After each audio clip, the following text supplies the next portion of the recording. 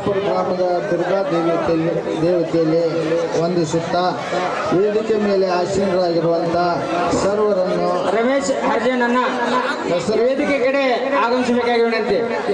ರಮೇಶ್ ಹರ್ಜನ್ ವೇದಿಕೆ ಮೇಲೆ ಆಯ್ಕೆಯಾದಂಥ ಗ್ರಾಮದ ಎಲ್ಲ ಹಿರಿಯರು ಹಾಗೂ ಈ ರೇಣುಕಾ ದೇವಿಯ ಕಮಿಟಿಯ ಅಧ್ಯಕ್ಷರಾಗಿರ್ತಕ್ಕಂಥ ವೀರಭದ್ರಣ್ಣ ಗಂಡೋಗಳವರು ದುರ್ಗಾದೇವಿನ ಮೊದಲನೇ ಸ್ಮರಣೆ ಮಾಡಿಕೊಂಡು ನಾನು ಭಾಷಣವನ್ನು ಪ್ರಾರಂಭ ಮಾಡಿದೆ. ಅದರ ಗದ್ದಲದಲ್ಲಿ ತಮಗೆ ಕೇಳಲಿಲ್ಲ, ದಯವಿಟ್ಟು ಕ್ಷಮಿಸಬೇಕು. ಮತ್ತೊಮ್ಮೆ ದುರ್ಗಾದೇವಿಯಲ್ಲಿ ವಂದಿಸುತ್ತಾ ಇವತ್ತಿನ ವೇದಿಕೆಯ ಮೇಲೆ ಆಸೀನರಾಗಿರುವಂಥ ಸಮಸ್ತ ಗ್ರಾಮದ ಗುರು ಹಿರಿಯರು ಹಾಗೂ ಕಮಿಟಿಯ ಅಧ್ಯಕ್ಷರಾದಂಥ ವೀರಭದ್ರ ಗಂಡೋಗಳವರು ಮತ್ತು ಅನೇಕ ನಮ್ಮ ಸಮಾಜದ ಗುರು ಹಿರಿಯರು ಇವರಿಗೆಲ್ಲ ನನ್ನ ವಂದನೆಗಳನ್ನ ತಿಳಿಸುತ್ತಾ ಇವತ್ತ ನಮ್ಮನ್ನು ನೋಡಕ್ಕೆ ನೀವೆಲ್ಲ ಇಲ್ಲಿ ಕೂಡಿಲ್ಲ, ಯಾಕಂದ್ರೆ ಈ ನಾಟಕ ನೋಡೋಕ್ಕಾಗಿ ನೀವು ಬಂದಿರಿ. ಅದ ಈಗ ನಾವು ಮೊದಲನೇದಾಗಿ ಏನು ಹೇಳ್ಬೇಕಪ್ಪ ಅಂತಂದ್ರೆ ಈ ದುರ್ಗಾದೇವಿ ಕಮಿಟಿ ಜಾತ್ರಾ ಕಮಿಟಿಗೆ ನಾವು ಒಂದು ಧನ್ಯವಾದಗಳನ್ನ ಹೇಳ್ಬೇಕಾಗೈತಿ. ಯಾಕಂದ್ರೆ ಪ್ರತಿ ವರ್ಷದಂತೆ ಇಲ್ಲಿ ಗಲಾಟೆ ನಡಲಿಲ್ಲ, ಆದರೆ ಇಲ್ಲಿ ಈ ಸ್ಟೇಜ್ ಮೇಲೆ ಭಾಳ ಗದ್ದಲಾಗ್ತಿತ್ತು. ಆದರೂ ಸಹಿತ ಈ ವರ್ಷ ಅತಿ ಶಾಂತಿಯಿಂದ ಮಾಡಿದ್ದಕ್ಕಾಗಿ ಅವರಿಗೆ ತುಂಬ ಹೃದಯದ ನನ್ನ ಧನ್ಯವಾದಗಳನ್ನ ತಿಳಿಸಲು ಬಯಸ್ತೀನಿ.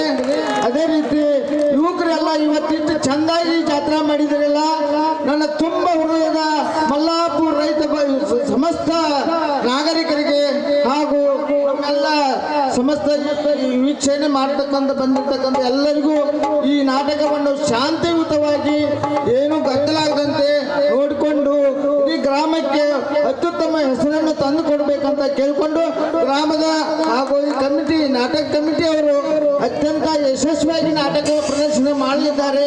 ದಯವಿಟ್ಟು ಎಲ್ಲರೂ ಶಾಂತಿಯಿಂದ ಯಾವುದೇ ಗದ್ದಲ ಮಾಡದೆ ಯಾವುದೇ ಜಗಳ ಮಾಡದೆ ಶಾಂತಿಯುತ ಮಲ್ಲಾಪುರ ಗ್ರಾಮಕ್ಕೆ ತಮ್ಮ ಒಂದು ಅಂತ ಶಾಂತಿಯುತ ಮಾಡಿದ್ದು ಒಳ್ಳೆಯದಂಥದ್ದು ಎಲ್ಲ ಸುತ್ತಮುತ್ತಲ ಗ್ರಾಮದ ಮಾತಾಡ್ಬೇಕಂತ ನಮ್ಮಲ್ಲಿ ಕೇಳಿಕೊಂಡು ನನ್ನ ಈ ವೇದಿಕೆ ಕರೆದು ಸನ್ಮಾನ ಮಾಡಿದ್ದಕ್ಕೆ ಈ ನಾಟಕ ಕಮಿಟಿಗೂ ಹಾಗೂ ನಮ್ಮ ಜಾತ್ರಾ ಕಮಿಟಿಗೂ ಧನ್ಯವಾದ ತಿಳಿಸುತ್ತಾ ನನ್ನ ಎರಡು ಮಾತು ಮುಗಿಸ್ತೇನೆ.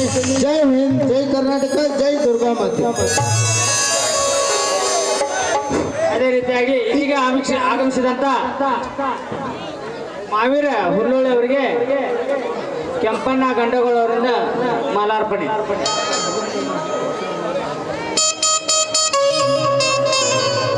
ಅದೇ ರೀತಿಯಾಗಿ ಈಗ ತಾನೇ ಈ ಕಾರ್ಯಕ್ರಮಕ್ಕೆ ಆಗಮಿಸಿರುವಂತ ಆತ್ಮೀಯ ಸಹೋದರರು ದಲಿತ್ ಪ್ಯಾಂಥರ್ಸ್ ಕಮಿಟಿಯ ಸಂಸ್ಥಾಪಕರು ಹಾಗೂ ರಾಜ್ಯಾಧ್ಯಕ್ಷರಾಗಿರುವಂತಹ ರಮೇಶಣ್ಣ ಹರ್ಜನ್ ಅವರು ಕೂಡ ಈ ಕಾರ್ಯಕ್ರಮಕ್ಕೆ ಆಗಮಿಸಿದ್ದಾರೆ.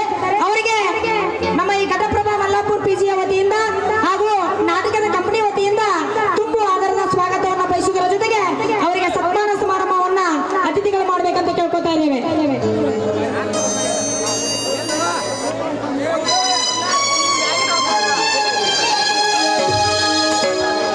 ರಾಷ್ಟ್ರ ಸಂವಿಧಾನಕ್ಕೆ ನೀನು ಶಿಲ್ಪಿಯು, ರಾಷ್ಟ್ರ ಸಂವಿಧಾನಕ್ಕೆ